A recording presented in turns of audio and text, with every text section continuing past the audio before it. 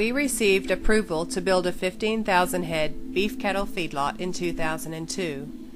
Having built to a capacity of 10,000 by 2007, we applied to Western Australia's Department of Environment and Conservation for a license to operate the final stage of our staged development. In the license issued to us on 31st of March 2008, not only did DEC not grant us that license, they limited our throughput to 6,000 head, effectively half of our built-up capital infrastructure capacity. DEC knew that such a limit would cause our demise, as we could not cash flow the investment at such a restriction.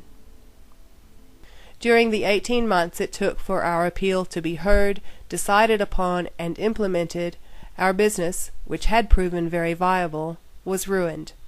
We lost millions of dollars in unused grain contract washouts, unused water payments to the Water Corporation, and various issues relating to reduced operating throughput. By the time clarification on our amended license was received in September of 2009, we needed more funding. There were only 6 months remaining on the original 2-year license. Due entirely to the lack of certainty hanging over the license, our existing bank was not willing to provide additional funding. No bank was willing to refinance us, and no purchaser was forthcoming at the auction held on the 20th of October 2009. Our entire asset would normally be worth around $10 million, but has no value whatsoever without a reasonable long-term license. Therefore, we are insolvent. At one point in time, when we were operating at 10,000 head and constructing in-house, we had 24 full-time equivalent employees. Throughout the last year, we had managed to hold on to 8 of our core group of excellent employees, with the intention of building up our business again once a commonsensical outcome was achieved with DEC. We were forced to lay off these employees on the 13th of November last year. We shipped the last of the cattle from our facility just before Christmas. After working actively with and encouraging DEC to take action on a new license from last October, they finally delivered our new license on the 8th of March, knowing that our bank had given us until the 15th of March to give them a solution. The new license is untenable, as DEC well knows, and is now under appeal. Our operations manager and close personal friend, Lindley Bosley, committed suicide on the 25th of March. He was well aware of the latest developments. He had taken casual employment since November, with the idea that he'd come back to us when possible. He had put his whole heart and soul into building and developing our feedlot, and had done an absolutely outstanding job.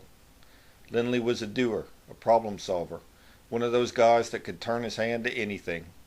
He just had that intangible and untrainable ability to solve problems with a smile. He also proved himself to be an amazing people manager, and he knew more about our place than we do. Depression is an elusive animal, and we can never know everything that was going on inside of him, but we know that Lindley felt frustrated that he could not solve this problem. He could not stand to see his magnificent achievement laying idle and being wasted and not utilized for the betterment of the district and the nation. Despair is a terrible thing. We understand it. It's depressing to have bureaucrats telling us what we can and cannot do when they have never produced anything in this world except more red tape. In attempting to justify their jobs, they keep a good man like Lindley from helping to feed the world. The value in Lindley at every level was too great to quantify. We feel a deep, dark hole in our hearts and minds at the injustice of this situation. We feel compelled to get involved to ensure that this does not happen again, and we will do what we must. Above all, though, we want to produce. That's all we've ever wanted to do. Produce. Make things. Be productive. When we're not allowed to do the only thing we've ever wanted to do, when good, problem-solving men like Lindley Bosley are driven to despair because the non-producers triumph over the producers, then we must act. We owe millions of dollars to the bank and to unsecured creditors. With a good license, our facility has value that would pay back those creditors. Without a viable license, there is no value. We are in the hands of a government department that has grown unchecked for the last 30 years. They are thumbing their noses at any elected officials daring them to try to do something. The challenge we all face, producers, consumers, elected representatives, is vast. The environmental extremists have infiltrated many good organizations, and our system of governance, which relied on people's goodness, has been bastardized and taken advantage of. Regulations and policies have advanced without benefit of a vote, and the bureaucracy is beginning to strangle everything in its path. We have received a tremendous amount of support from people all around the state and the nation in the last year. This support keeps us going. We have also learnt that we are definitely not alone.